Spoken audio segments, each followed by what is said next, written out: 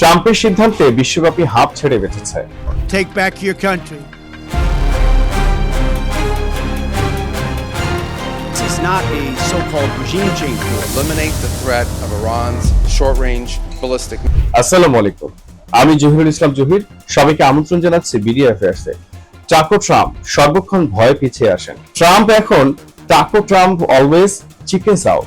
নিজের রাজনৈতিক প্রতিদ্বন্দ্বীদের খুব চাতুর্যের সঙ্গে নানা অপমানজনক নামে ডাকতে ভালোবাসেন মার্কিন প্রেসিডেন্ট ডোনাল্ড ট্রাম্প।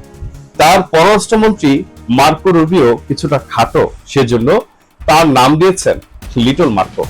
গত নির্বাচনে নিজের প্রতিদ্বন্দ্বী সাবেক প্রেসিডেন্ট জো বাইডেন বয়সের কারণে খানিকটা স্লথ হয়ে পড়েছেন, সে কারণে তার নাম দিয়েছেন স্লিপিং জো।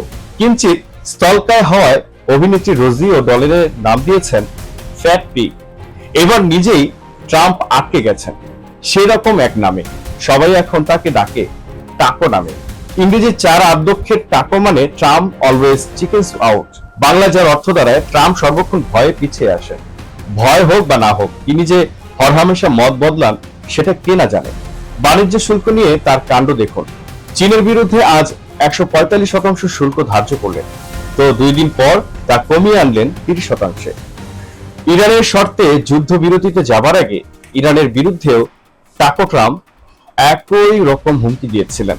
বলেছিলেন হরমুজ প্রণালী খুলে না দিলে এমন ভাবে ঘুরিয়ে দেবেন যে ইরানি সভ্যতা বলে কিছু থাকবে না। ওয়াশিংটনে স্থানীয় সময়ে মঙ্গলবার রাত 8টা থেকে হামলা শুরু হবে। প্রথম লক্ষ্য ইরানের সেতু ও বিদ্যুৎ কেন্দ্রগুলো। রাত 8টা বাজার 1.5 ঘন্টা আগে মত বদলে তিনি জানালেন ইরানের দেওয়া 10 দফা প্রস্তাবের ভিত্তিতে 2 সপ্তাহের জন্য যুদ্ধবিরতিতে তিনি সম্মত হয়েছেন। তা ট্রাম্প টাকো হন বা না হন, তার এই সিদ্ধান্তে বিশ্বব্যাপী সবাই হাঁপ ছেড়েছে। প্রিয় দর্শক, এরকম আপডেট নিউজ পেতে আমাদের সঙ্গেই থাকুন। আল্লাহ হাফেজ।